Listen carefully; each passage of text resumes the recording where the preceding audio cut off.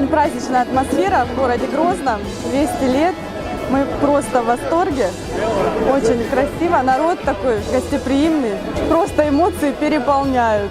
Настолько все нравится. Желаю дальнейшего процветания этому замечательному, красивому городу. Впечатления, конечно, самые наилучшие. Мы очень благодарны за такое теплое гостеприимство. Поздравляем город Грозный, нашу любимую республику с таким прекрасным праздником. Желаю всем мира, добра, счастья и процветания.